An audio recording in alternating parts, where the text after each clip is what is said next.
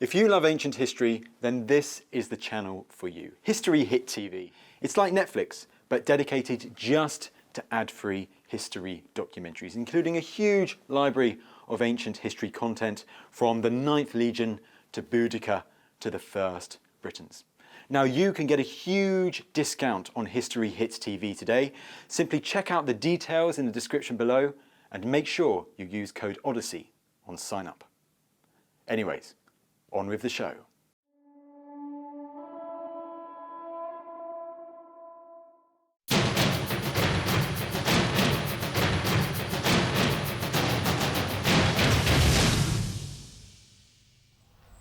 We've come to the Blackdown Hills in Sommerset, and I'm standing in the grounds of Staunton Manor.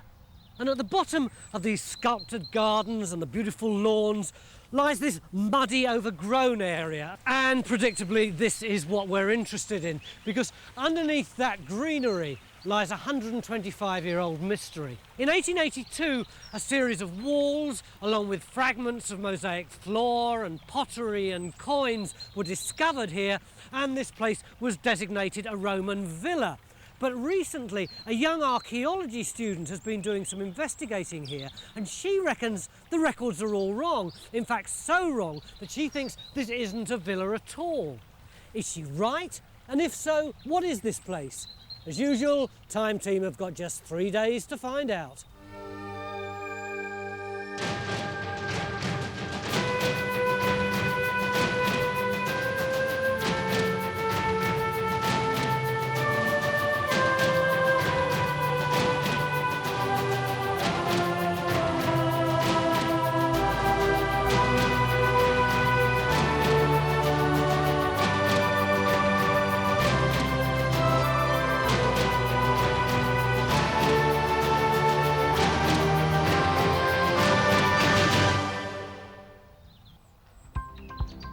Staunton Manor has been in the possession of just 4 families in the last 800 years.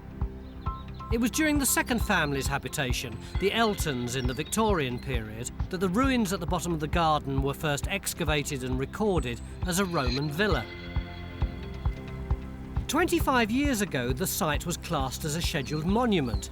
It would be quite a coup to overthrow such long-held archaeological beliefs, but that's what ex-archaeology student Freya Bowles believes we can do. Why do you think this isn't a Roman villa? There's just so many things which don't add up. Firstly, the site's so small and restricted, and it doesn't seem to fit any orthodox plan of a typical Roman villa. But Mick, there ought to be a Roman villa here, shouldn't there? Isn't this part of the great southwest area where there are lots of villas? Yeah, it's right on the edge of the great collection of villas that you get from the Cotswolds right down through Somerset. But I think Freya's right that the site doesn't look right, really. What's wrong with it? Right. Well, it is sort of restricted and boggy and all the rest of it. If I was going to build a villa around here and it's a nice place to live, I'd build it up on the flat platform up at the back there. So what would you put down here? Could be a detached bathhouse. That's a possibility, part of a villa restricted. It could be a temple. But whatever it is, we're not going to know till we start digging. Absolutely, yeah. Although we know the Victorians excavated a Roman building here, we've no idea how much of it remains. The site's covered with vegetation, and there are layers of tree roots and nettles to cut away. It's extremely waterlogged, so we've dug out the stream bed to lower the water level. To make matters worse, the ruins are a protected ancient monument. This means no mechanical diggers are allowed, and there are limits to trench sizes. We've got some lovely rolling lawns, Phil, but actually we're pretty constrained about where we dig, aren't we? Too right we are, Tony. I mean, the site itself is very, very small. And within that, we've got a very, very restricted amount of meterage that we can actually dig. Bob, you're in charge of making those decisions. What are we allowed to dig? 2 small trenches, 4x2, but then on top of that, we can then negotiate a little bit around the edges. So what percentage of the site would that be? Maybe 10%. That's not much, is it, Phil? That is an incredibly small area. We haven't got any room to make mistakes. This is the scheduled area, and this is what 10% of it looks like. It's pretty small, but we can divide it however we like, and because the site's been excavated before, we're in the unusual position of having plans of the ruins to help us. We've got this Ordnance Survey map from 1886 and a more recent plan done by Freya. If they're accurate, then deciding where to put our trenches should be a breeze. To help us understand the function of the Roman remains, Stuart's looking for clues in the grounds and surrounding landscape. But before the ruins are even clear of vegetation, Phil's hit something solid. Oh, look at that. That's fabulous. That is wall, isn't it? First time I've ever excavated with a rake, but never mind. Now these must be the Roman walls, mustn't they? You've got a wall coming along there, sweeping along there and returning there. If this is a sample of what we've got to look forward to, we're in business. It's a relief to know the ruins haven't crumbled away, and after just 3 hours, we've revealed these walls. They match our floor plans, so we can get the first trench in. We want to open up that area over there. Trench over there. first, So how yeah. far do you want to go? Well, almost as far as the wall, I reckon. So what? From about here, Okay, then it goes up this hollow up the middle, look. so it's going to come up here. That's it, up Got as a- far as where Bridget is. Yeah, got a wall that side and a wall that side. So we want all that hollow area cleared out. We're putting the first trench in the northeast corner of the site. It'll include what we think is the outer wall of the building. Yeah, it's going to have to go on that angle. Trench 1 only takes up a third of our digging allowance, so we've still got room for more excavations. In the incident room, Guy's investigating what kind of building the ruins could be. Guy, can we actually knock on the head the original idea that this place was a villa? Well, I've been looking at some plans and drawings of villas in this book and here, comparing them with our White Staunton site. Now, if you look at here, these two villas, which are in the area, they're actually quite small villas, but you can see that White Staunton is only a tiny part of that by the same scale. So it can't be a complete Roman villa. So maybe there's another villa nearby, or maybe it's associated with a villa some way off that we don't know about. OK, so if it's not a villa, what is it? Well, the other idea that has been that it could be a temple, and I've been comparing it with some temple plans as well. Now, this is the typical sort of Romano-British temple. It's a concentric square based on this idea of the central cellar where you do the worshipping, which is a sort of tower, and an ambulatory around the outside. But these two have got the same, as has ours. Yeah, but the problem is you can be misled by the plan. That could be a kind of internal garden, and we've got all these other niches and things around here that make it look far more like a bathhouse. OK, so it could be a villa, but probably not. Could be a temple, but probably not. But it may be a bathhouse. That's a possibility. Our building is located in the southwest, an area of Roman Britain that experienced great prosperity in the 3rd and 4th century. Influenced by classical Roman buildings of the 1st century, the elite poured their wealth into creating their own grand villas and countryside retreats. I wonder how the Romans who lived here would have seen the world around them. Quite frankly, if they'd been living down in the bottom of that valley, I don't think they'd see very much. Would it have been the back of beyond here? Well, we're very much on the fringes of known Roman Britain here in many ways. To the northwest, we've got Bath and Cirencester, major Roman centres. But once you get to White Staunton, you're sort of literally on the edge, the known and the unknown. Bit of a frontier. It is actually, yeah, you're right. The main concentration of Roman villas in the southwest of England is spread around the major Roman road, the Fosse Way. But its closest tributary is still 6 kilometres from White Staunton. Where would the nearest villas have been? Nearest we know about is just down here at Wayford, which is about 3 kilometres away from this site. It's quite a long way to go to borrow a cup of honey.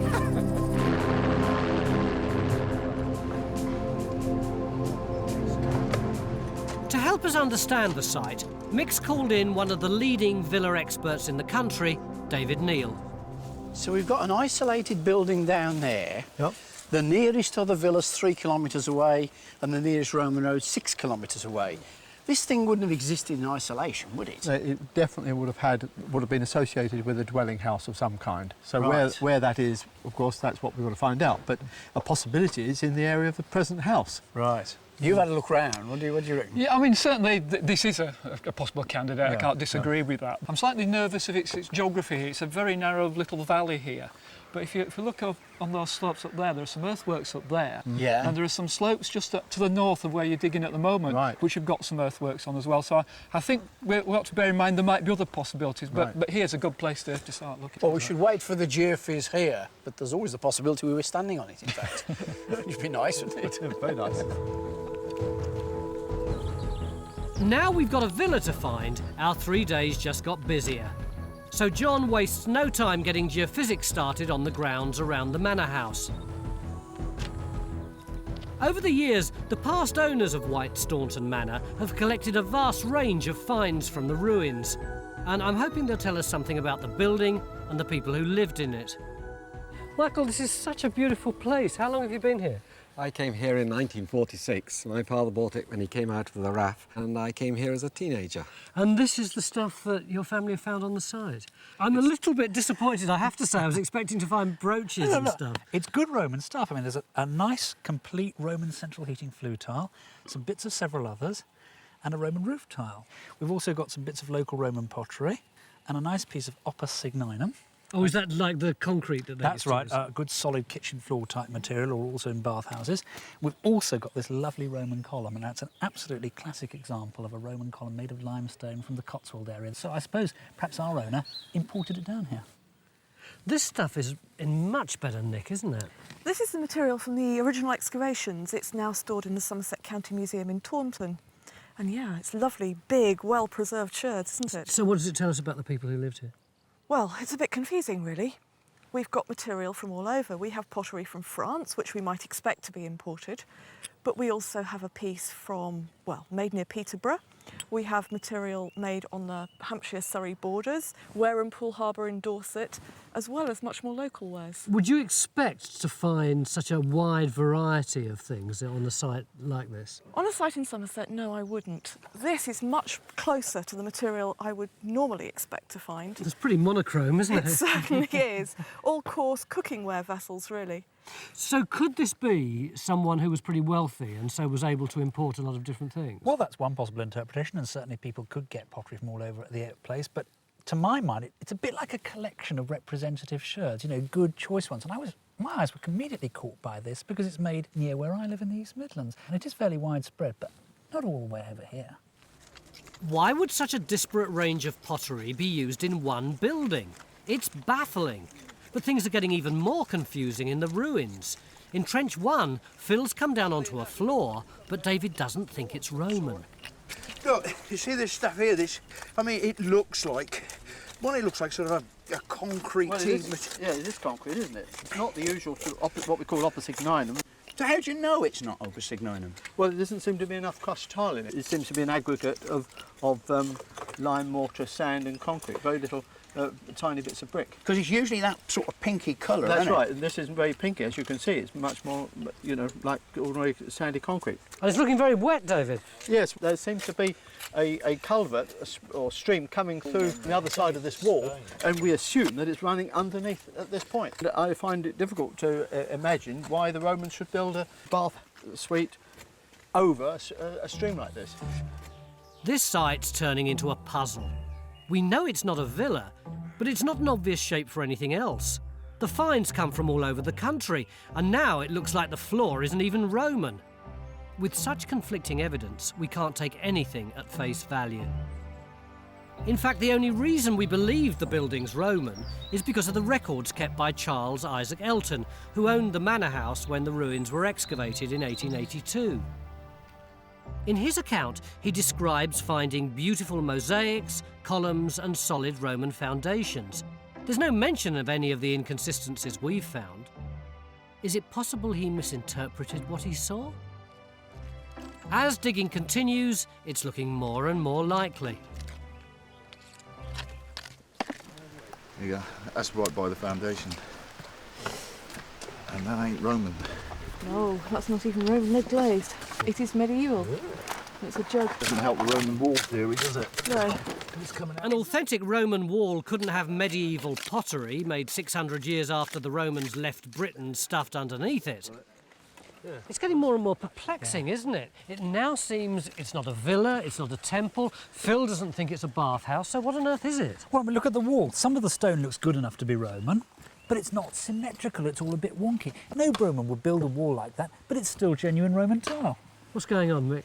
Well, there's Roman material in it, so clearly there must be a Roman structure somewhere in this vicinity. Yeah. But it looks as if this is an enhanced structure, or even worse, it might be a folly, just using Roman materials. So it's not Roman at all? Well, it's beginning to look like that, isn't it? We've come all this way to dig a Roman villa, and it's just a folly or something? It's just got Roman material in, it's been made into a garden feature. How do we find out what's going on? Well, I think we've got to carry on digging because the Roman structure might be underneath here.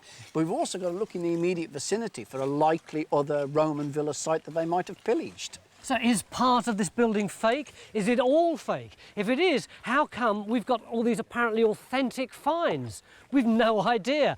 Let's hope we find out tomorrow.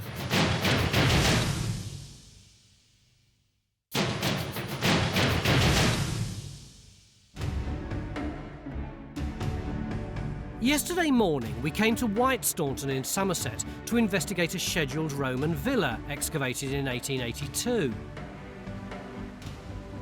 Yesterday afternoon, we determined that the stones of the ruin were Roman, but the Romans hadn't put them there. It looked like we'd come all this way to discover the whole site was built by Victorians as a garden folly. But this morning, underneath what we thought was Victorian concrete, there's yet another twist in the tale. Phil, what have we got? Well, we've got the whole trench and it's absolutely covered in the most enormous slabs of stone, which we think actually might be Roman.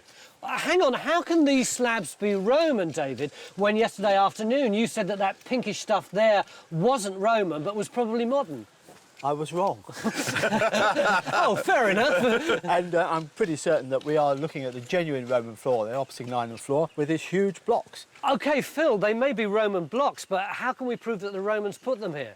The answer really lies down there, Tony. That big pool of water. If we can show that the layers carry on down, then that's a fairly good bet that it's going to be Roman. If it just is a raft of big stones, then it could still be Victorian. Well, while David and Phil are trying to solve that little problem, Bridget's opened a vast trench over here. Bridget, it's a heck of a trench you're putting in here. Why have you opened it up? We've opened it up to find any conclusive evidence that the Romans were here, and if they were here, what were they doing here? We've got Phil's trench number 1 here in orange. Yeah. We've now moved and put in a trench over this area here, which is based on Freya's plan. Freya, you getting your hands dirty? I sure am. Were you a bit disappointed yesterday when you discovered that we got a Victorian folly? I guess I was slightly disappointed. But we've agreed with your theory that this isn't a Roman villa. Oh, absolutely, that was the main thing. If you could dig anywhere on this site, in the best of all possible worlds, where would you dig? For me, the important part would be this centre here. If we establish whether this is actually a bath or part of a room, we might have further clues to the function of the actual building. Bridget, is there any reason why we shouldn't explore down there? I think it's a pretty damn good idea that Freya opened that in here, because I certainly don't want to get in a boggy mess.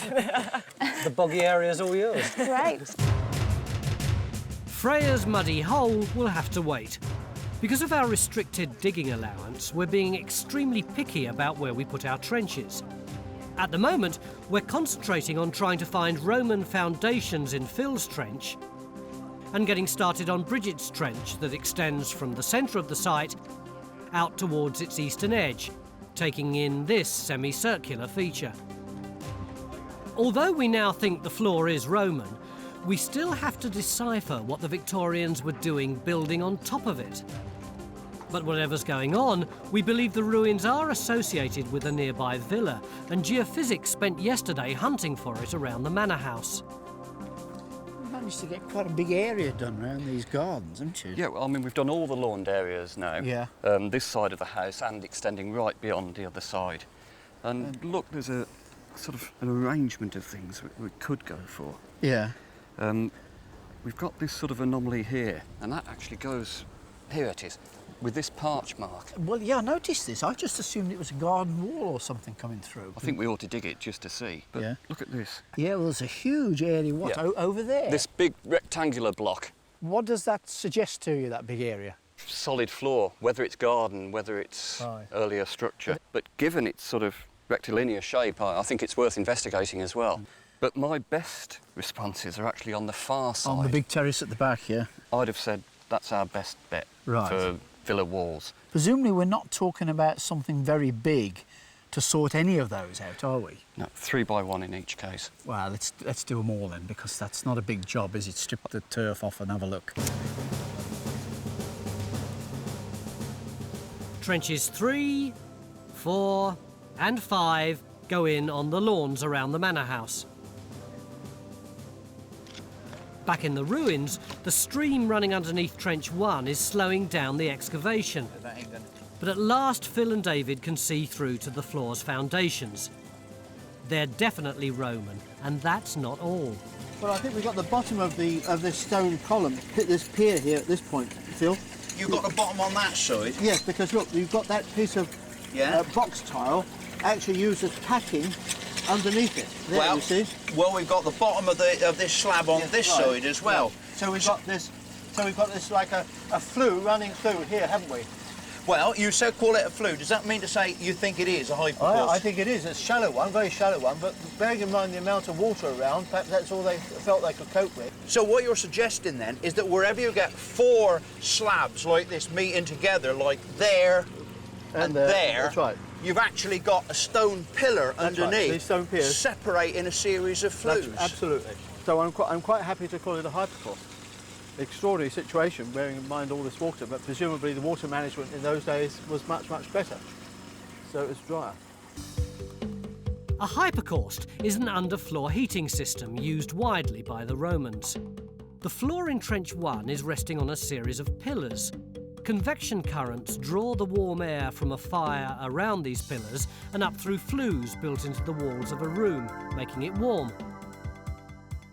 A hypocaust wouldn't work with a stream running through it, but Stuart's convinced that although the area's wet and boggy today, it was once dry. Stuart, our Roman building is in the lowest point of the whole site, so it would always have been filling up with water, surely? Well, although it's the lowest point now, it's not necessarily going to be in the lowest point during the Roman period because of all the changes that have potentially taken place in this valley. The garden landscaping, the creation of the later ponds and so on. In the Roman period, it's possible the springs were up here on this side and actually flow in that direction. Although we're looking now that the position of the building, its siting, might have been influenced by the water, we shouldn't think that way. It might not have influenced the layout of that structure at all. So it looks like the Romans who built the ruins weren't balmy after all. In fact, Roman engineering was very advanced, and we've decided to put it to the test by making our own working model of a hypocaust. What are we actually doing? Well, we are going to. It's a small-scale model. It's of a typical hypocaust. But we're not trying to replicate a Roman structure because we're using modern materials, aren't we? That's right. You've got to select the most appropriate materials, the bricks, the tiles, and so on to suit. But the principles are the same: hot air flue, and rising, going through underneath the suspended floor, heating the floor, and then rising through the flues, which would have been embedded in the walls. Hopefully, this will show how we create heat, how we use it, and how we get a warm floor. That's the objective. Well, I think it's a bold experiment, but yes. So let's see how we get on. It is, yes. We've dug a metre-deep hole and are laying the bricks and tiles for the furnace and pillars. A Roman hypocaust could take months to build, and in 2 days we don't have time to build a whole room, so we're aiming for a hot floor. The owner of the manor house has been incredibly relaxed as we've dug up chunks of his grounds, and I've just found out why. Michael, I hadn't realised that you were selling the property. Yes, it's sad, isn't it? It's going to be a wrench, isn't it? Yes, I've been here about 60 years. He's worked a number on you, though, hasn't he, Stuart? Yeah, he certainly has, but what a number. Wonderful. You bought what you thought was going to be a nice, quiet place, the lawn's ripped up, and what you thought was a Roman villa turned out to have a Victorian folly stuck on it. It does, and we were scared to death the first day, thinking it might just be that, and it turned out to be the most wonderful Roman ruin. So how do you feel about it now? It's really quite emotional. Imagine somebody decided 1,700 years ago that White Staunton was the place to live, and we've just made the same decision 1,700 years later. It's quite a long-term connection, isn't it? Despite the owner's generosity with their gardens, we've drawn a blank on the front lawns. We've abandoned Trench 3 because the features Geophysics identified turned out to be geological. The parch mark in Trench 4 turned up yet more Victoriana, this time a garden wall. Trench 5 is our last hope of turning up a villa in the grounds around the manor house. but nothing Roman's turned up yet. We've been far more successful with our trenches in the ruins. We've got a terrific range of finds here, but do they really help us sort out what's going on the site? Straight answer is no. In anything, they've complicated it hugely. Oh, we know crikey. we've got a genuine Roman building there, no doubt about that. The trouble is that a lot of what we found above that and around it doesn't seem to go with it. We've got all these lovely hypocaust heating tiles, but the problem straight away is, if you see the keying on here for securing them to the walls, they're all different. When you build a Roman building, you hire a tile manufacturer to come along. He will build a kiln fairly nearby and produce a batch of tiles. So you get a uniform collection, in fact. A very similar sort of thing. Right. The fabrics are different as well, so I don't believe these have all come from this one building. So it's very odd. Clearly there is a Roman site there, and some of this must relate to that. And clearly there's been a later folly built, and some of this relates to that. But for the Roman site itself, it's still not making a lot of sense, is it? No, it's just got curiouser and curiouser. To try to unravel all the contradictions, Guy's teamed up with buildings historian Jonathan Foyle. And together, they're delving into the records of the 1882 excavation. Whether it's open or closed is a Hi. Hi there. What do we know about these 19th century excavations on the site? We have got Charles Elton's original account of the excavations. Right.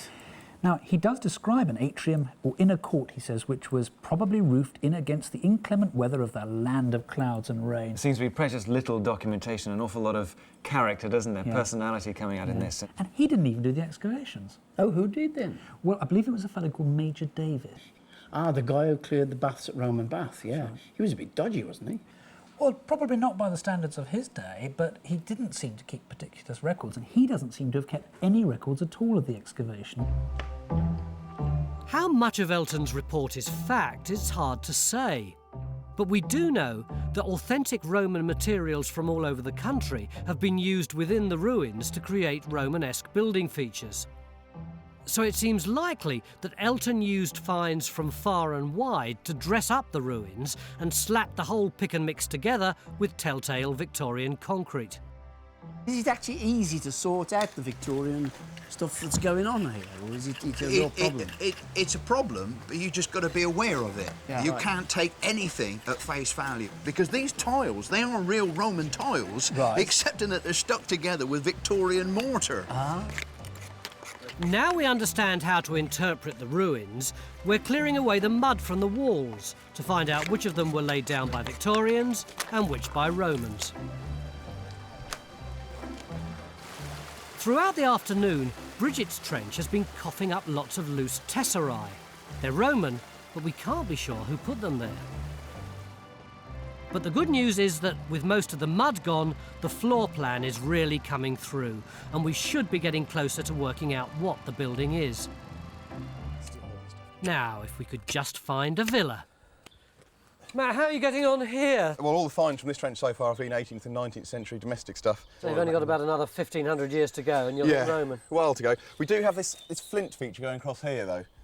Which you see compacted flints there, and then this side's just blank, but no evidence for it being Roman yet.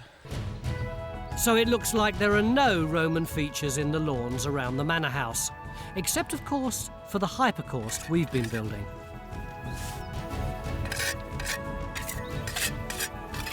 With the pillars in place, the floor's going on.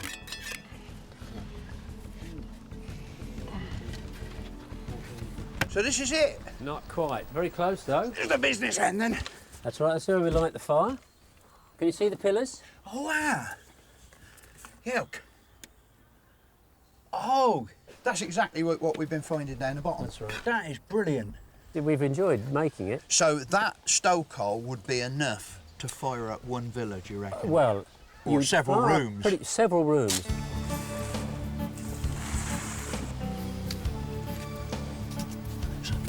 I'm sending up a smoke signal. The Romans would have taken days to heat a room from cold, so to give us a chance of warming the 12-centimetre thick concrete floor, we'll be stoking our hypocaust's fire overnight.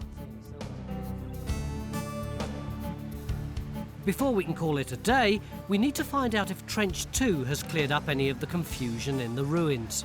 David, have we got any Roman walls that go with those good Roman floors over there? Oh, definitely. For example, here we've got the remains of a Roman wall, But of course, these foundations have been used, and all the Victorian walls have been built directly on top. But there's certainly a genuine wall running through. It's running through here and then turning. And what is more, we've got the remains of a tessellated pavement. Here, the tesserae here, and the remains running through Oh yeah, here. I can see a little row of That's 4 or right. 5 of them there. And these are examples of the tesserae, or cubes, of the mosaic. So we've got white, blue and red Yes. ones in there. And quite a fine mosaic. They're quite small tesserae. OK, we now know that it's genuinely Roman, but how do we find out what sort of building it is? Well, I think the key lies in this area behind you.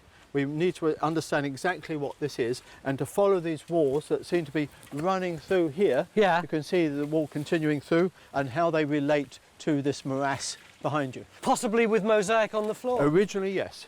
So the key to understanding this whole site tomorrow lies in here. But are we going to be able to dig enough trenches to find out exactly what it is? Will we be able to stop the water coming in? You can see the state I'm in already. Will the weather hold? Join us after the break.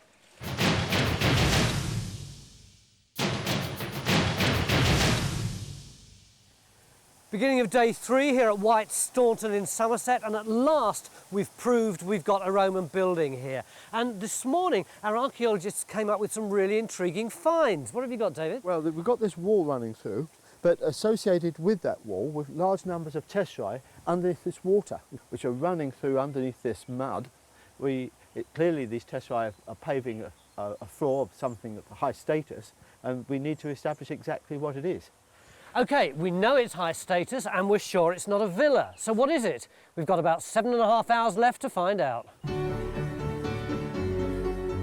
The key to the ruins may be under the mud, but the Roman villa we believe it's associated with doesn't seem to be buried anywhere.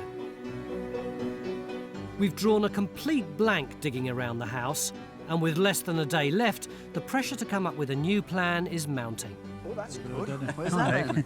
These are water pipes in the car park. Oh, right. So you've carried on looking in the areas around, have you? Yeah, I mean, we've gone beyond the lawns now. Right. Stuart's given us 2 or 3 fields to look at, and to be Right. honest, we're not finding a lot. No, I feel quite concerned about this because we seem to be looking for the context of this in the air around and not actually No, all we've done is hitting this, isn't it? All we've done is dig here Yeah. and further away. Yeah. I feel that any Roman villa, if there was one, would have been part of this structure, connected to it, or very close by. That's my feeling. We've done a lot of work in the scheduled area, and we've done a lot of work in the surroundings looking for a contemporary Yeah. building. What we haven't done is look immediately adjacent outside Absolutely, the that's scheduled right. area. Yeah, but there's not a lot we can do for you. Well, I appreciate that, John, because I mean there's a hell of a lot of trees all around this site, and you won't be able to get under there, will you? Yeah. But there's no reason why we couldn't dig a trench and just see if walls are heading off in that direction. No, absolutely. And that's the only way we're going to find out, isn't it?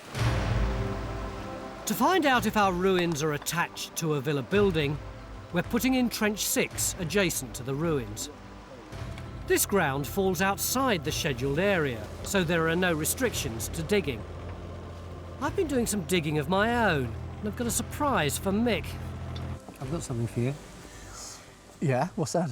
Do you remember a day 28 years ago when you were young, dark-haired Mick Aston, county archaeologist for Somerset, and you wrote this letter to the Ancient Monuments Inspectorate, which says, there's this site that I would like you to visit and examine as a matter of urgency in order to have it listed. You were responsible for having this site listed. Scheduled as an ancient monument? Yep. Really? Yeah. Do you not remember coming here? I do remember coming here because I think I've got a slide at home, which is very dark under the trees with lots of moss and so on. So I know that I came here, but no, I mean, I don't remember writing that. Do you think when you first came here you would have realised quite how complicated the archaeology was? Oh, no. I mean, I would have just assumed what we were looking at was Roman. So this whole site might have completely disappeared if it hadn't been for this man and this letter, and he can't even remember it. There's been a lot of wine flowed since then, Tone. Both David and Freya believe we'll only understand what the building is if we excavate the square feature in the centre of the ruins. So Phil's leaving the hypocaust in Trench 1 and starting Trench 7 over here. we appear to be pretty much on the limit.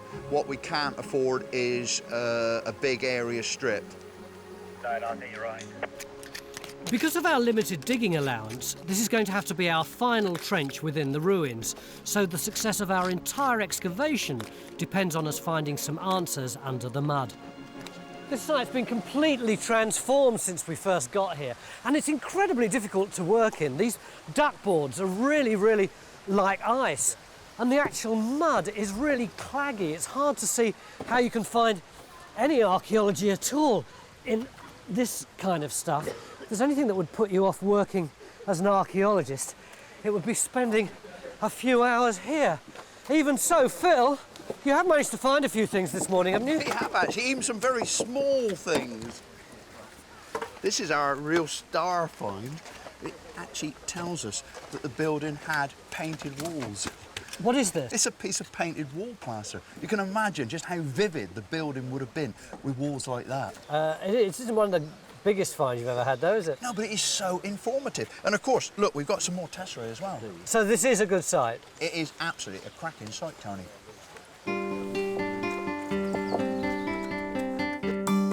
Phil's piece of wall plaster is even more informative than he realises. It's exactly the same colour as the walls that Charles Elton reported finding in the 1882 excavation. But how reliable is his account? I've not seen either of you two on site this morning. Have you managed to get anywhere on the bloke who discovered this place? Found out quite a bit. Do you want to know what he looked like? Yeah. Tracked down this picture of him. Oh, Done you're in kidding. No, I did. 1887. This was published, so just a few years after the place was excavated. Quite a fellow, isn't he? Isn't he just? What sort of bloke was he? Well, he was a lawyer, he was an antiquary, he was an MP. Would he have known much about archaeology? Definitely, it was certainly one of his major interests. He knew his classical sources like the back of his hand. He knew Latin and Greek. He was an extraordinarily well-read man, very highly educated. But if he knew about classics and archaeology and stuff, how come when he describes this ruin, he got it all so awry? Well, I've been going through his description carefully, and it may yet match the site. It doesn't seem to at first. Jonathan's drawn a floor plan based on Elton's description. Let me explain. He mentions there is an atrium. He says that there are the remains of columns found in there. There's an arch on the back of it as he sees it, which leads into 3 rooms, one of which has an apse that he thinks may be a sacrarium, a place of domestic worship. He's much vaguer about the areas to the west that he says are kitchen and furnace, and then the hot baths, which are way over, probably double the area of the present site we're on. So we've got Freya's plan here, which is just this bit. That's just the eastern half of the site. We're digging here, but Jonathan believes that Elton's describing rooms that extend over here. If that's correct, then our ruins could form part of a larger villa almost twice the size of our present site. Trench 6 has exposed yet more Victorian garden features, so with Elton's account as our guide, we open up Trench 8 to the west of the scheduled area.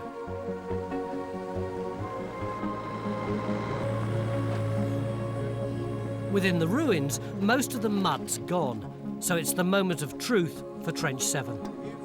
David, time's really getting on now. Are we anywhere near working out what this building actually is? Well, I'm absolutely certain it's a bathhouse. Why do you say it's a bathhouse? Well, mainly because you've got the range of heated rooms over there, and you've got an ambulatory around here, and what is really exciting is that this ambulatory is surrounding a very large plunge bath, or swimming pool. So where's the pool? Does it start here? It's where this puddle is. This is the corner. Yeah. These are, in fact, the steps going down into it. Oh, right. And the floor of the pool, which is about 9 by 5 metres, was tessellated, but alas, you can't see many of them. They're there. So that explains why all these tesserae are on the floor? Absolutely, and there's so many of them. And what is more, we can find that they're running through, and we're finding them running through here. And here's some more of this Opus-igninum.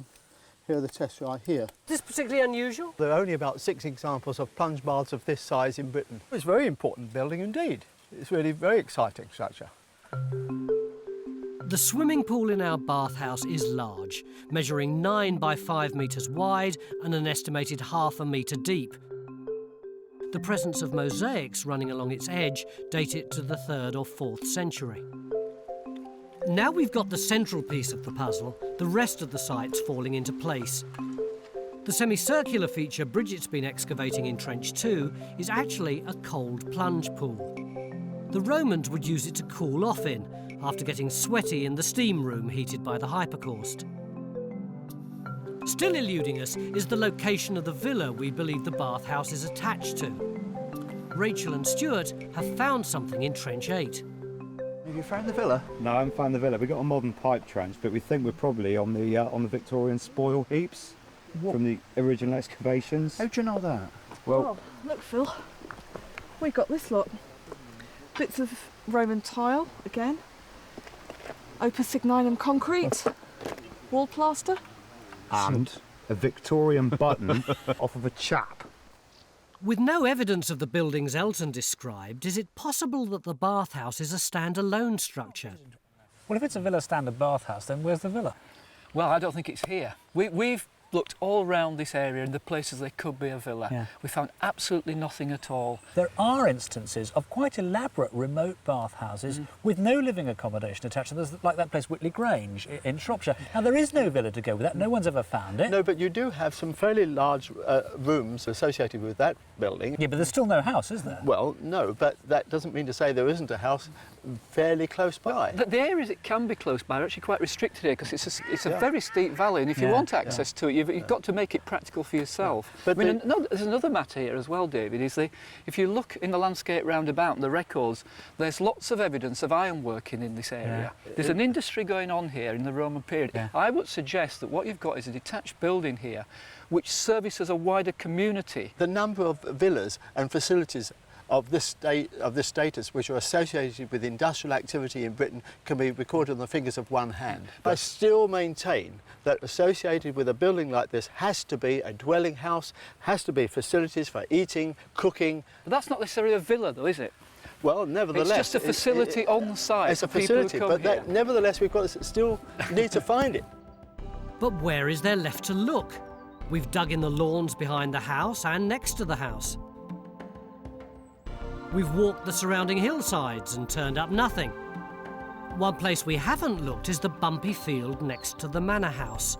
Both Mick and Stuart think it's full of garden terracing, but John's determined to prove them wrong. Could it really contain the villa? We don't have much time left to find out. The clock's also ticking on our hypocaust experiment. It's been burning through the night and has just a few more hours to go before we test its floor. What do you want then?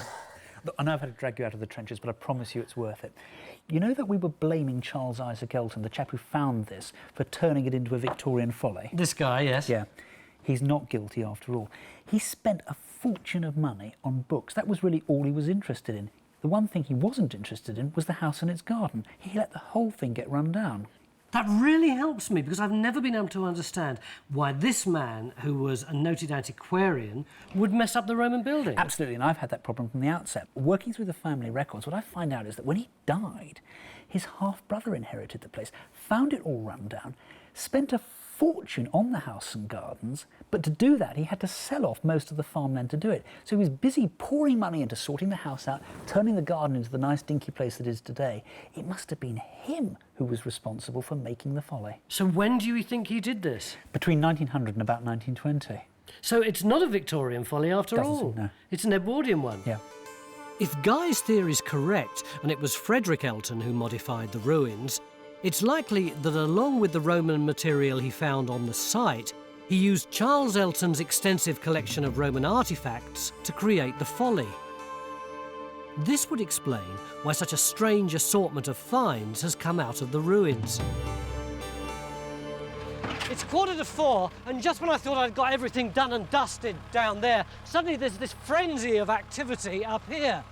John, why are we digging about 70 metres away from where our bath is? Something to do with geophysics. What to do with geophysics? Well, look, you know we're looking for the villa that Yeah. goes with the bathhouse. Well, look at these results. Could that be a massive Roman building? Just on this slope here. It's a fantastic position for a villa. Look at the view it's got. The view that way, it's close to the bathhouse, swimming pool, whatever they're calling it. It could be a building. We've got to go for it. Mick won't mind. Sure about that? Well, I hope. Oh, God. Having turned up 3 Victorian garden walls in the last 3 days, John's making a last attempt to redeem himself. And over in the orchard, it's finally time to test our Roman hypocaust. So has this worked, Bob? Oh, yes. Yes, you've got a nice hot floor there. When you say hot, how hot? Ooh, I think we're about to find out. Give it a try.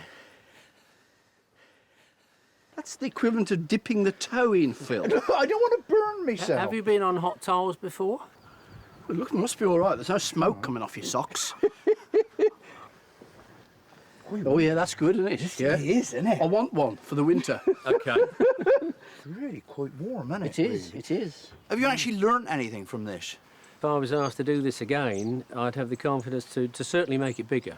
I think that size furnace could do a hypocaust probably 4 times the area of this, possibly 6. It's such an effective form of heating that a fire the size of ours could warm a floor this big.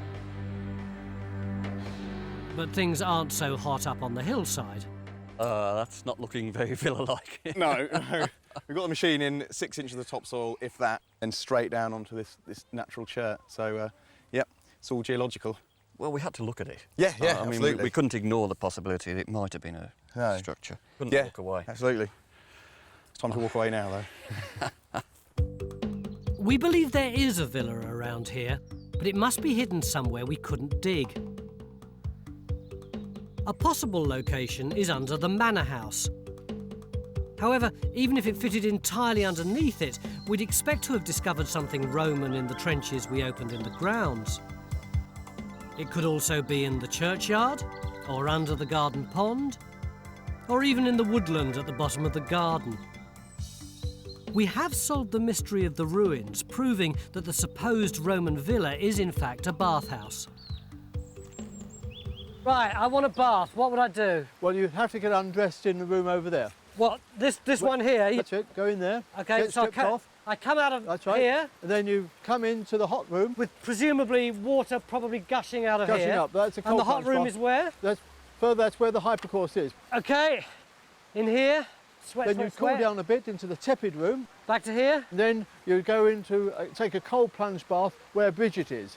Right up there, yeah. And if you were feeling really brave, you'd come through towards where I'm standing and have a swim in this cold, I'd go down those steps, but I'm not going to go down those. I don't want to mess up the archaeology. That's right. And I could swim. And you could swim here, and you could then come through. And if you're feeling a bit tired by now,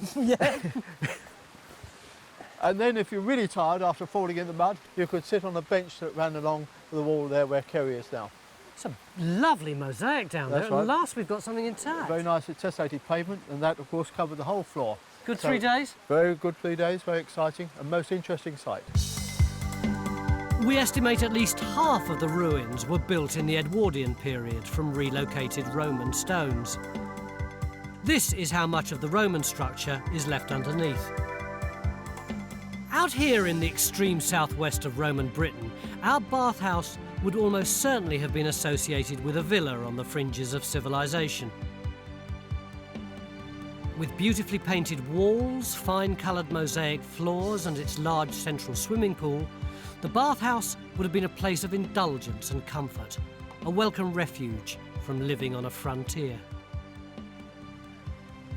I don't think we've ever dug a site before where we've had genuine Roman archaeology side by side with creative Edwardian reconstruction, but sorting out this little concoction has been the big challenge over the last 3 days.